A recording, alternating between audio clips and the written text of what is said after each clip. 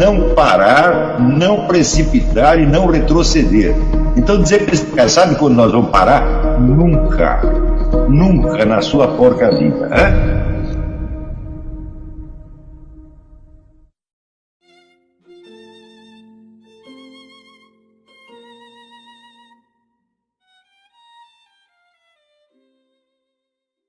Federal, quando Eduardo Bolsonaro se rebelou contra a homenagem que eles estavam fazendo a Karl Marx e disse que como homenagear um sujeito que é responsável por mais genocídios do que Adolf Hitler.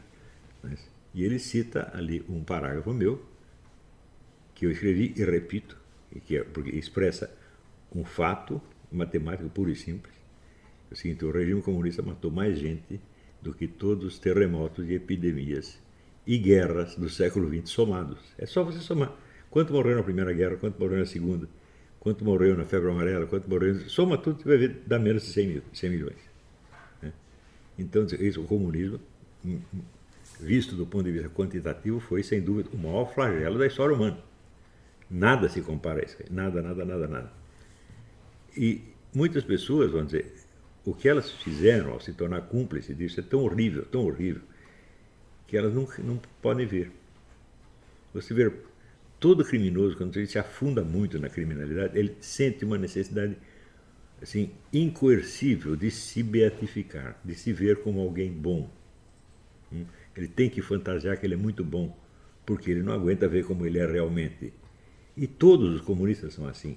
Todos eles são genocidas, todos são homicidas, todos são odiadores da humanidade, todos sem exceção. Então, por isso mesmo, eles têm a necessidade de se recobrir de belas qualidades morais.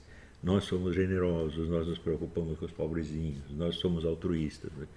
Eles sabem que tudo isso é mentira, porque se eles fossem tivessem 1% da bondade que eles alegam, eles não teriam feito tudo isso. Quer dizer, você matar 100 milhões de pessoas para quê? Para você dar uma vida melhor para as outras? Não, para você dar uma vida muito pior para quem sobrar. Porque além dos 100 milhões, que está contando só os mortos, não está contando a miséria, não está contando o sofrimento, não está contando as famílias separadas, não está contando as pessoas que foram submetidas a trabalho escravo, não está contando nada disso que aconteceu. Aonde? Na União Soviética? Não aconteceu na União Soviética, na China, na Hungria, na Polônia, na Romênia, em Cuba, na Albânia, em todo lugar onde eles governaram, todos sem exceção. Né? Então, vamos dizer, comunista bom, comunista bom é comunista morto? Não, porque não devia nem ter nascido. Se nasceu, já está fazendo um mal. O comunista bom é o quadrado redondo. Isso não existe. São todas pessoas péssimas. E, sobretudo, são profundamente covardes. Não são capazes de enxergar a realidade da sua própria vida. Morrem de medo ante o crime que elas mesmas fizeram, e isso dá uma espécie de um snap, um giro na imaginação delas, elas começam a se recobrir de qualidades que quase a santificam. Né? Você tem que fazer, porque senão você não se aguenta. Tá certo? Então, um sujeito chamado Ivan Valente, cujo nome é uma inversão exata, porque é claro que moralmente é um covarde, incapaz de ver a realidade do comunismo. Tá certo? A realidade tão feia que ele, né, se borra de medo, então tem que inventar que é uma coisa boa, evidentemente. Nós que somos, vamos dizer, cometemos pecados banais, o sujeito passou a mão na bunda da empregada, falou mal da mãe do outro, né, roubou um pirulito. Nós que temos esses pecadinhos vagabundos, tá certo? A gente não precisa se embelezar. A gente sabe o mal que a gente fez. Agora, se o mal fosse muito grande, a gente não aguentaria. Então você tem que se recobrir da aura santificante, como faz o Lula, por exemplo. O Lula não é o cara que ele pode comungar sem confessar porque ele não tem pecados. Ele disse isso, gente. Hein? E ele também disse: eu levei mais pedradas do que Jesus Cristo. Então ele se auto-beatificou. Por que ele tem que fazer isso? Porque ele sabe que não presta, gente. Ele sabe que ele inventou o Furo de São Paulo. Ele sabe que ele é o maior ladrão da história brasileira. Ele sabe que ele mentiu para todo mundo. Né? Ele sabe que ele provocou miséria e sofrimento para tudo quanto é lado, afundou a economia do país. Todo mundo. Ele sabe do mal que ele fez. Ele sabe a colaboração que ele teve com o Fidel Castro. Né? Então o pessoal fica reclamando que a nossa ditadura matou 400 pessoas. Bom, a ditadura cubana, num país 6 vezes menor, parece, não sei se é 6 ou 7, a população 6 ou 7 vezes menor, matou 100 mil. Né? E evidentemente os maus são os nossos generais, eles são malvados. Né? Então, se você matou 400, bom, talvez você possa até admitir, existe muito general arrependido, né? Mas se você matou 100 mil, você não arrepende mais. Né? Aí você tem que se recobrir, tem que pintar de ouro, purpurina e tal, para parecer bonitinho. E aí o que esses caras fazem? Ainda tem o nome, tem a cara de pau de ter o nome de valente. Você não é valente coisa nenhuma, Ivan Valente. Se fosse, você veria a realidade. Você não tem coragem de enxergar a realidade. Né? Agora, tanto não tem que ele decide rebater o que disse o Bolsonaro e usa para isso uma frase que eu escrevi. Né? A frase é o seguinte, eu vou repetir de memória, não vou ficar consultando aqui. Uma delas é a seguinte, se é uma coisa que eu não tolero, é qualquer liberalzinho de merda que fica falando de Karl Marx e marxismo num tom de superioridade. Vocês não podem fazer. Né? E tem outra frase que é... Como é que é?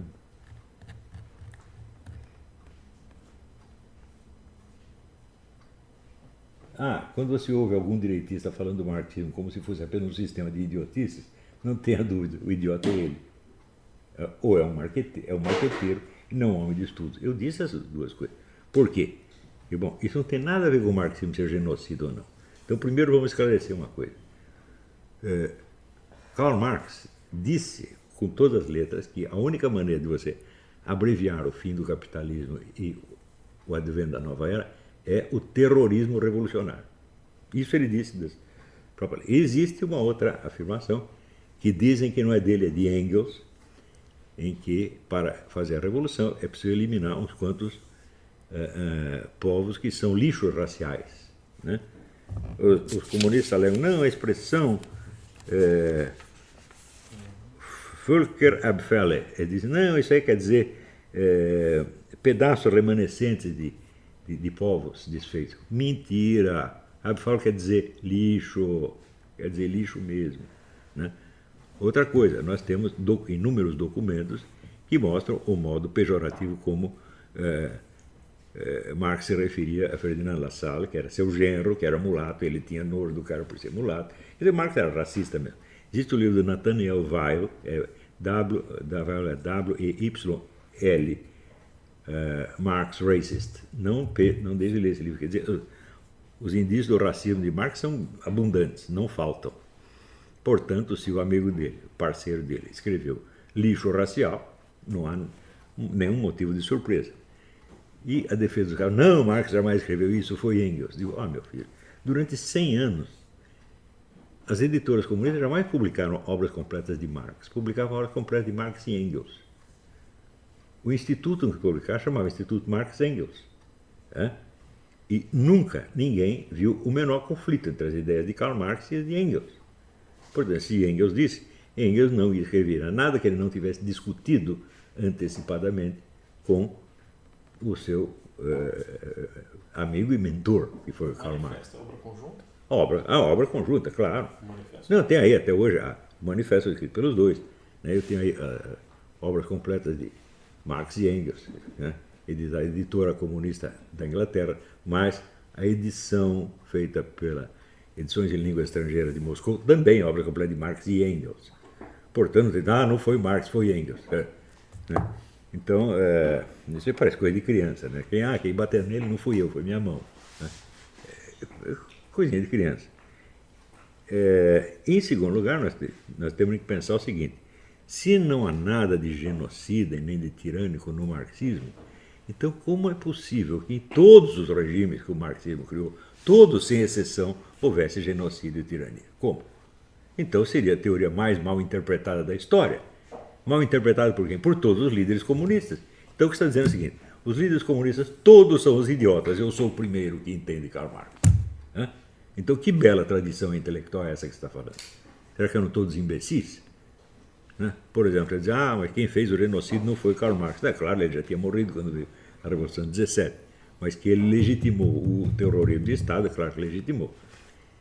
E, vamos dizer, durante quase um século, todos os partidos comunistas do mundo, sem exceção, aliás, com exceção daquela minoria ínfima trotskista, mas essa também, considerou que Lenin era o maior e melhor intérprete do pensamento de Karl Marx. Tão bom intérprete que conseguiu adaptá-lo para uma situação que o próprio Karl Marx não tinha previsto. A revolução na Rússia, a Rússia era um país agrário, pelo cânones do marxismo original, a revolução só poderia acontecer num país altamente industrializado, e Lenin inventou um jeito de fazê-la num país agrário. Não interessa como ele fez isso. É um truque maravilhoso que ele inventou, né? Mas funcionou, tanto que aconteceu a revolução. E por isso mesmo, Lenin foi celebrado por todos os partidos comunistas e todos os intelectuais comunistas do mundo como o maior intérprete de Karl Marx em todos os tempos. Agora, você vai dizer que Lenin estava enganado? É você que entende isso aí? De quantas revolução comunista você já fez, o seu Ivan Valente? Você não fez revolução comunista nem no quintal da sua casa, nem entre as galinhas do seu galinheiro você fez. Você vê, agora você que está se fazendo de gostosão para cima de Lenin. E Karl Marx não era genocida era Lenin. Marx era bom e o Lenin que era malvadinho. Isso quer dizer que todos os líderes comunistas não entenderam Lenin, você é o primeiro que entende. Então você deve ser capaz de fazer uma revolução melhor do que ele.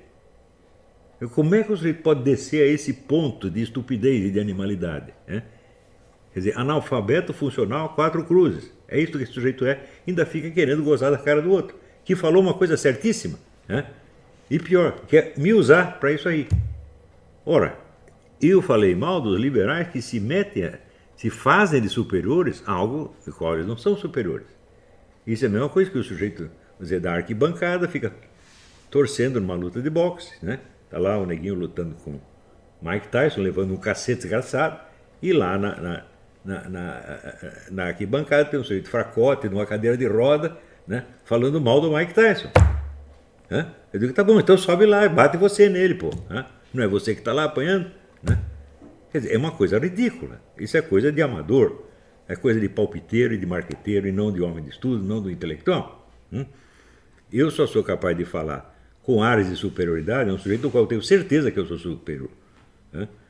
E, por exemplo, se eu pegar assim, o Karl Marx, está na cara que o Eric Wegener é superior a Karl Marx, está na cara que o Lee Lavelle é um filósofo imensamente superior a Karl Marx. Não há nem comparação. O Bernard Lonergan, Bernard Lonergan resolveu o problema de Karl Marx em 3 dias. Ou como o Eric Wegener diz, eu estudei o Capital, eu li o Capital e virei marxista. Daí eu fiz um curso de economia política e larguei essa porcaria para sempre. Assim, quer dizer, aderi porque não conhecia economia. A hora que estudei economia, acabou aquilo lá. Outra coisa, muitos liberais veem o sucesso do capitalismo em face do fracasso econômico do socialismo e do fato de que o capitalismo é economicamente superior ao socialismo, eles concluem que eles são superiores a Karl Marx e à tradição marxista. Eu digo, mas quem é você? Você é o capitalismo? Para mim, você é apenas um Zé Mané. E, em segundo lugar, a inferioridade econômica do socialismo não quer dizer sua inferioridade política, porque nenhum outro movimento na história humana demonstrou tamanha capacidade de derrubar os outros e conseguir o poder. Então, como teoria econômica, o marxismo não vale grande coisa, mas como estratégia revolucionária é um negócio maravilhoso, gente. É para o mal, é feito para o mal, sem dúvida, mas é uma construção absolutamente fantástica, coisa de gênio. Eu digo, bom, quem foi o maior estrategista do século XX? Obviamente Stalin. Por quê? Se você pegar a Segunda Guerra, ele planejou a Segunda Guerra, ele a realizou, ele conseguiu tudo o que ele queria. Enquanto os outros, os Estados Unidos perderam um montão de dinheiro, se ferraram, tiveram que dividir o poder com a União Soviética, A Alemanha acabou, a Inglaterra perdeu todas as suas colônias, todo mundo perdeu, só a União Soviética ganhou. Exatamente como Stalin havia planejado. Então falou, esse é o grande estrategista do século XX. Ele previu tudo, ele só não previu que Hitler ia atacar a União Soviética. Ele pensava que ele ia atacar a Alemanha antes. O Hitler percebeu e se antecipou. Hitler não era um grande estrategista de jeito nenhum. Hitler era mais um tático, assim, pegar uma situação específica e lidar com ela. Mas ele foi esperto, ele sacou o plano do Stalin e ele não estava errado de atacar a União Soviética, porque ele sabia que a União Soviética ia atacá-lo. Então ele se antecipou. Senão, que também não era tão burro, as pessoas também fazem caricatura de Adolf Hitler como se fosse um Zé Mané. Falaram, não. O cara é um gênio do mal, mas é um gênio. Pô, Você não vai brincar com isso aí, vai. Quer dizer, se você é mais esperto que ele, tá bom, então você faz um golpe, instaura um governo aí, sei lá, se é Ivan Valente, o governo valentista. Faz isso se você puder. Então, ou pelo menos do ponto de vista intelectual, né, faça alguma coisa efetiva contra o cara. Né? E eu vou tentar acender esse negócio. Eu não consigo manter isso aceso enquanto estou falando, mas não custa tentar.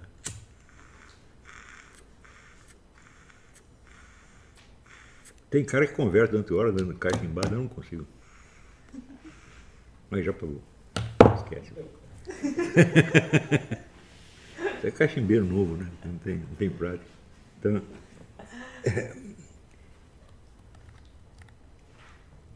então, outra coisa que você não pode esquecer é o seguinte: o marxismo não é a filosofia de Karl Marx, o marxismo é uma tradição.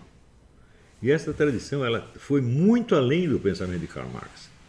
Se você pegar a obra, por exemplo, do Georg Lukács, né, ou do próprio Jean-Paul Sartre, esses caras tocaram em assuntos que o Karl Marx nunca tinha nem pensado. Pegar toda a escola de Frankfurt, né? Imagina o que Karl Marx pensaria da revolução sexual. Ele nunca pensou nisso na vida dele. Mas a revolução sexual que ele fez foi comer empregada. Né? Fez a revolução na casa dele. O que ele entendia de sexo? Absolutamente nada. Acho que ele comeu 2 mulheres na vida dele, a empregada, e acabou. Né? Se você pensar a vida romântica de Karl Marx, era uma pobreza desgraçada. Né? Ele tinha uma mulher que era uma santa, coitada, cuidava dele, ele largava a mulher, assim, morrendo de fome. Né? Então, a vida miserável. Então, o que ele ia pensar da revolução sexual? Nada. Né? O que ele ia pensar do prazer? Pô, o homem sofria de hemorroida, tinha 1000 problemas, era só sofrimento. Né? Os filhos morrendo de fome, vários filhos morrendo de fome, outros suicidaram. Furúnculo, tinha furúnculo. Né? Então, o que ele pensava disso aí? Nunca pensou nisso. Quem foi pensar na revolução sexual foi o Wilhelm Reich, que eu saiba. Né? Aliás, perdão. Antes dele teve o Otto Gross, que era o homem do Monte Verità. Otto Gross disse o seguinte: a psicanálise é a teoria da revolução. Veja, isso aí foi em 1900. Mas ninguém prestou atenção nele, quem levou a fama foi o Wilhelm Reich. O Jaspers entrou nessa também. O Karl Jaspers entrou por aí também. Algumas observações nessa linha. Sim, mas não nessa época. Foi depois. Muito depois. Foi depois, Ele falou depois do Wilhelm Reich. Verdade. O Karl Jaspers começa a aparecer no cenário do mundo depois de 1910, 1920. Mas o Otto Gross era um gênio, mas um cara infeliz. Né? Tudo deu errado para ele. Então, toda essa temática linguística do Antônio Gramsci, né? Karl Marx nunca pensou num treco desse. Vamos fazer a revolução manipulando a língua. Ele pensava a revolução em termos materiais, ou seja, você juntar o poder material do proletariado, porque o proletariado é o que tem o controle das máquinas, ele que tem o controle material da produção, e daí vem o seu poder, de fato. Né? É nisso que ele pensava realmente em termos do século XIX. Né? Então, a ideia da revolução cultural, a revolução sexual, a revolução feminista, ele nunca pensou em nada disso. E isso tudo faz parte da tradição marxista. Se você analisar a história da tradição marxista, por exemplo, a Revolução Camponesa, né? Isso para Karl Marx era uma contradição de termos. Ele entendia o camponês como uma classe reacionária, o camponês é apegado à sua terra, ele tem amor à propriedade, então ele nunca vai nos ajudar na revolução, ele sempre vai estar do lado de lá. E daí veio Mao Tse Tung e demonstrou que os camponeses podiam ser uma classe revolucionária. Então o que é isso aí? Gênio, meu filho. Né? Gênio, inovação. E, sobretudo, quando você observa essas coisas, você vê a capacidade de autorrenovação da tradição marxista, é um negócio assombroso. Então, por um lado, essa autorrenovação mostra um caráter camaleônico. Eles são capazes de mudar de ideologia como quem troca de cueca. Portanto, você entendeu o comunismo como ideologia, sinal que você é analfabeto. O comunismo não é ideologia, o comunismo tem umas 200 ideologias diferentes. O comunismo é essencialmente um movimento, uma associação entre pessoas, tá certo? Que lutam contra um inimigo comum, embora o inimigo de vez em quando mude também, tá certo? E que permanecem unidas e se ajudando umas às outras naquele objetivo. Se mudar de ideologia, mudou. Às vezes, quando muda de ideologia, uma parte fica contra e se isola, como aconteceu com os trotskistas, por exemplo. Né? Os trotskistas não aceitaram certas mudanças ideológicas que Stalin estava fazendo e ficaram contra e se ferraram, porque os trotskistas sempre foram, assim, meia dúzia, coisa insignificante. Então, se você vê essa capacidade de mutação camaleônica do marxismo, fala, bom, eu levei uns 20 anos para eu conseguir reconstruir na minha mente a história dessas mutações. Se você não compreende essa história, você não acompanhou essa história, você não entende a sobrevivência do marxismo. Porque quando morre uma versão do marxismo, já apareceram outras 15. Tá certo? E a maior parte das pessoas não entende isso. Se você pegar para aquele cretino do Marco Antônio Villa, ele acha que o comunismo é a estatização dos meios de produção. Eu digo, bom, e onde fizeram isso? Nunca fizeram. Né? Nunca fizeram por quê? Porque não dá para fazer. Você vai definir o comunismo por uma impossibilidade, então nunca haverá comunismo. Mas haverá muitas coisas com o nome de comunismo, né? E outras que são comunistas sem ter o nome, mas sempre criadas por esse movimento, né? Ou essa tradição, tá certo? De pensamento, de política. Então é um fenômeno altamente complexo. Não é qualquer um que domina isso. Você pode ser contra moralmente, você tem o direito e tem o dever de ser contra, porque pelos frutos conhecereis. Quando você vê todo o sofrimento que o marxismo criou no mundo, é para você ser contra, assim. Mas ser contra não quer dizer que você o superou e não quer dizer que você possa desprezá-lo. Isso é que nem você desprezar o diabo, né?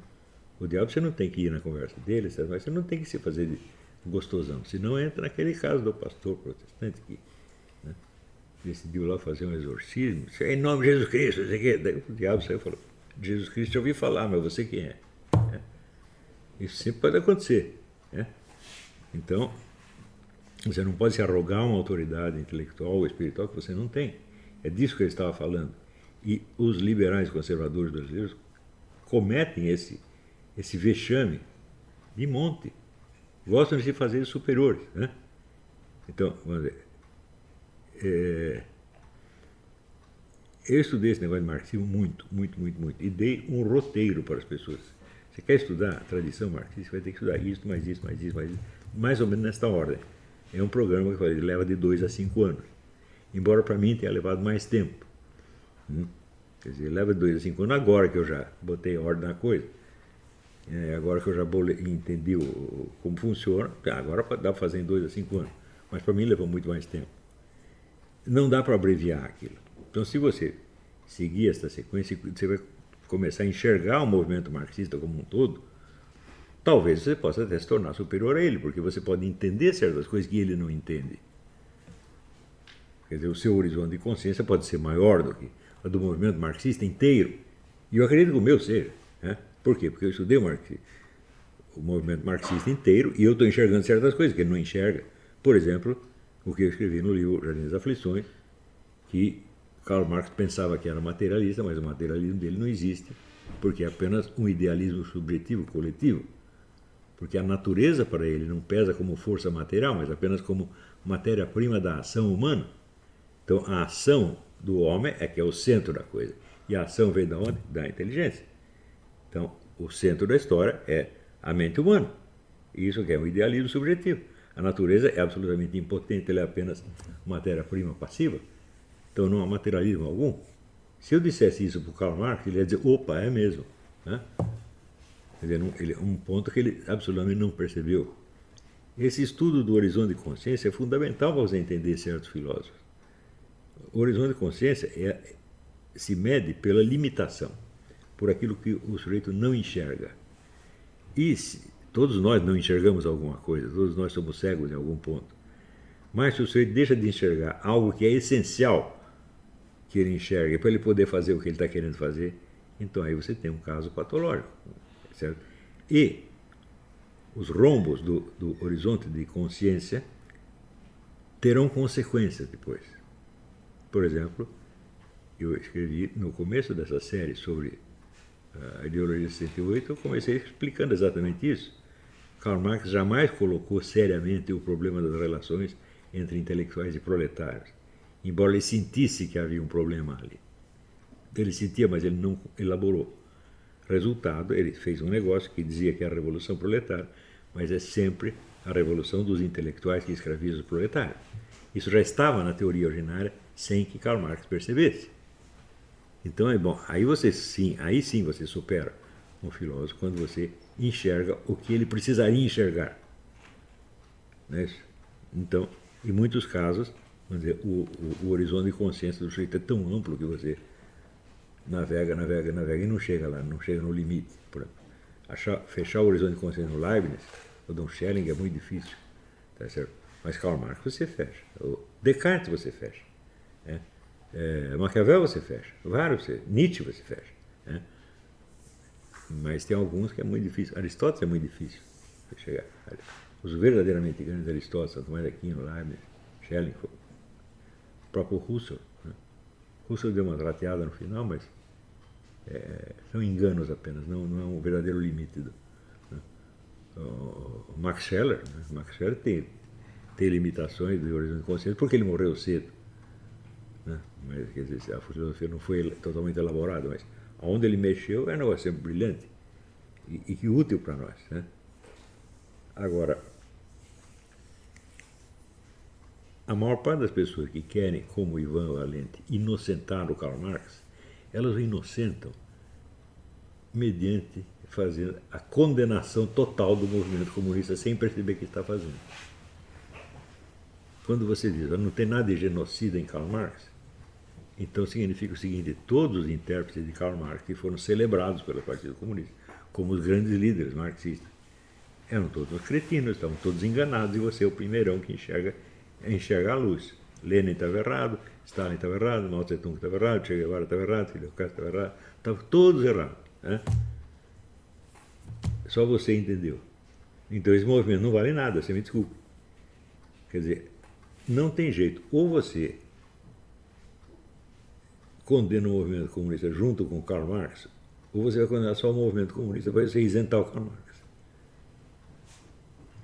Não tem outra coisa para fazer. Agora, todas essas pessoas que se dedicam a isso, elas vivem do fingimento. Né?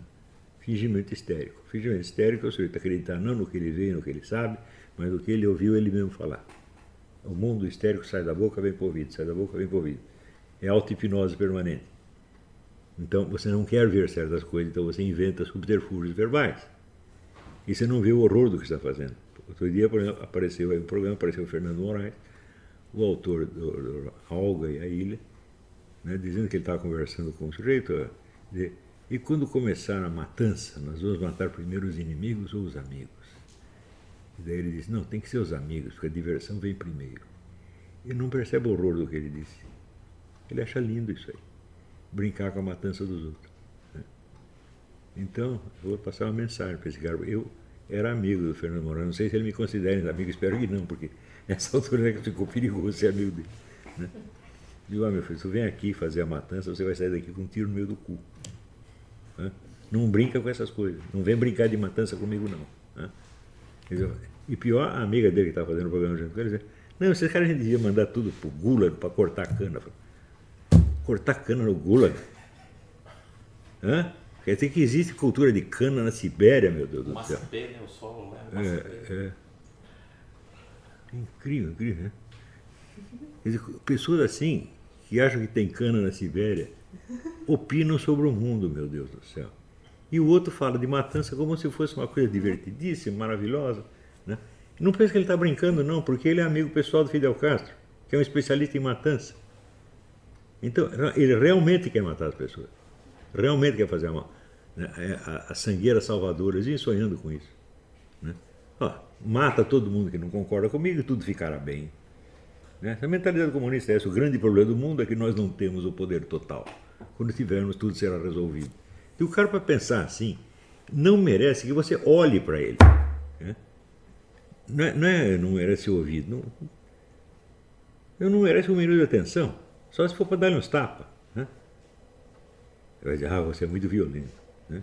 Ou você quer me matar, eu só quero lhe dar uns tapas, pô, mas o violento sou eu. Que é isto, né? Então, quando a pessoa começa a achar lindo, né, a ideia da matança, sobretudo na hora em que essa esquerda está mais baixo na escala da popularidade que já esteve ao longo de toda a história do Brasil, você vê que começa a falar de matança porque deu desespero. Quer dizer que agora a raiva, o ódio começou a explodir, mas é ódio impotente, evidentemente. Né? Então,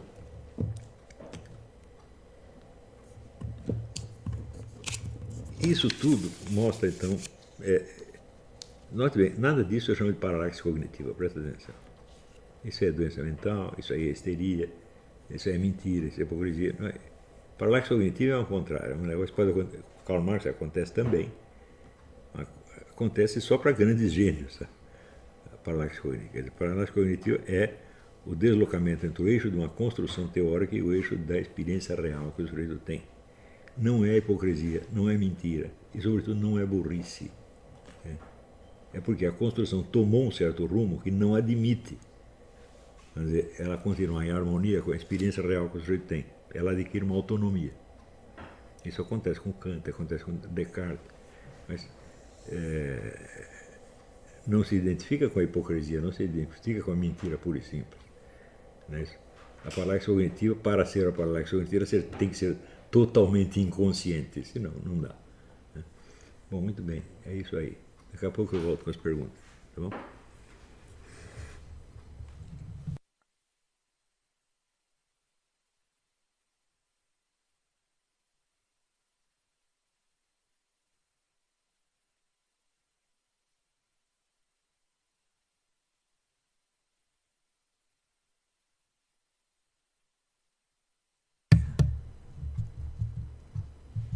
Alô? Então vamos lá. Aqui, o Carlos Augusto pergunta: como é possível que na ciência, que não trabalha com fatos, haja fatos? Não há fatos na ciência. O que há é a coincidência entre um fato e uma teoria. Uma teoria é um esquema geral, tá certo? Que coincide com uma certa faixa dos fatos. Se há essa coincidência, então você diz que aquela teoria é verdadeira. O resto não vem ao caso. Né? Todo o campo da acidentalidade não faz diferença. Mas não faz diferença para a ciência. Mas do ponto de vista, vamos dizer, da substantividade da existência, faz toda a diferença do mundo, porque nada acontece sem uma multidão de acidentes. Então, agora, o que me espanta é que a inteligência do ser humano, mesmo do mais burro que existe, é capaz de lidar com uma imensidão de acidentes, sem se perder. E nenhuma ciência é. Não há nenhuma ciência da acidentalidade. Se bem que haja algumas tentativas nesse sentido. Teoria do caos, a topologia, essa coisa, que é a tentativa de representação matemática de um conjunto de acidentes. Mas isso ainda não é uma ciência dos acidentes, é apenas uma representação matemática. Mesmo assim, sempre vai continuar o fato de que a inteligência do indivíduo humano real opera num campo em aberto, num campo de acidentalidade ilimitada. E a ciência não pode fazer isso de jeito nenhum. Né? Na verdade, o próprio fato de nós chamarmos de ciência o modelo atual de ciência, quer dizer, o modelo que surge com Bacon, Descartes, etc., já é um abuso. Porque isso não é assim, isso é um tipo de ciência. Não é isso?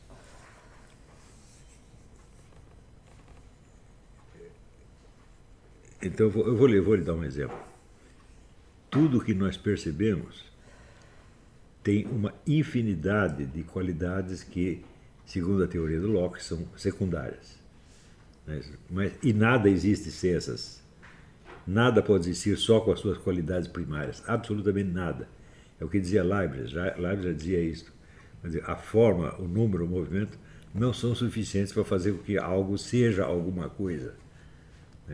Você tem somente as medidas, não existe nada que se componha só de medidas. Na verdade, hoje em dia, nós podemos dizer existe algo que se compõe só de medidas. A matéria, entre aspas, tal como a estuda a física quântica. Quer dizer, uma faixa de matéria que não tem qualidades se constitui apenas de um quantum.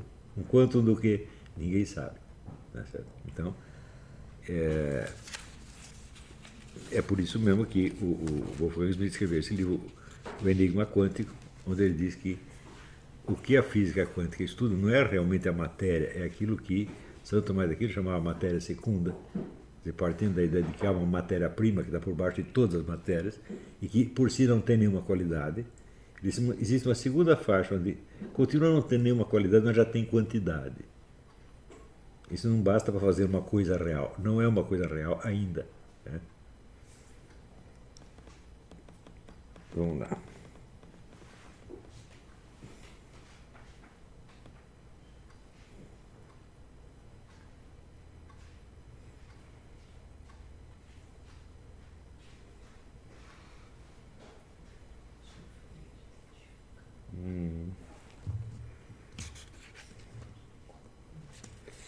Lucas pergunta, você diz que antes de entrar no campo do estudo da filosofia, é preciso, além de ampliar o imaginário na literatura, fazer uma ordem cronológica dos livros, como o livro do Otto Maria Carpo. Bom, é isto mesmo, quer dizer, eu acho que toda educação começa com a cultura literária, porque tudo que você vai estudar no mundo, você vai estudar através da linguagem, tá certo? E se você não tem realmente o domínio da linguagem, você nunca vai entender coisa nenhuma. Mas se você treinar, tem o domínio deficiente da linguagem, mas você adquire o domínio de uma linguagem científica em particular, aí é que você emburreceu pro resto da sua vida. Você vai entender sempre tudo no sentido que as palavras têm naquela ciência. Você não vai ter o domínio de uma linguagem em aberto, como é a linguagem, vamos dizer, da discussão comum, do dia a dia, da literatura, do teatro, do cinema, etc. Então você está preso. O que quer que uma pessoa diga, você vai entender no sentido da sua ciência, ela pode estar falando de uma coisa completamente diferente.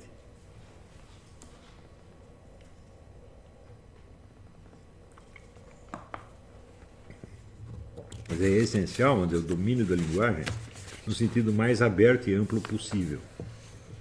Isso também, pelo mesmo motivo que eu estava falando antes, quer dizer, se tudo que nós conhecemos isso acontece dentro de um campo de acidentalidade ilimitado, não é possível nenhuma ciência que fale sobre isto. Isso aí só pode ser aludido simbolicamente, justamente porque os símbolos são polissensos, eles têm muitos sentidos. Então, você pode usar a mesma palavra 2 ou 3 vezes com sentidos completamente diferentes e, por incrível que pareça, as pessoas entendem. Né? As pessoas entendem literatura, entendem poesia, porque todo mundo tem este sexto sentido, vamos dizer, da pluralidade de significados da linguagem. E esta é uma habilidade muito mais importante do que o conhecimento de qualquer ciência. Sobretudo matemática. Né? Matemática nunca vai te dar isso aí na vida. Então, se o sujeito estuda muito matemática, vai ter um domínio precário da linguagem, esse vai viver no mundo da lua para sempre. Porque, de fato, a matemática lida com o nada. Ela lida apenas com estruturas lógicas vazias, como a própria lógica. Para você estudar muita lógica, não é tão bom quanto você estudar o uso que os grandes filósofos fazem da lógica. E, na verdade, Aristóteles usava muito pouco a lógica. Ele inventou, mas praticamente não usava.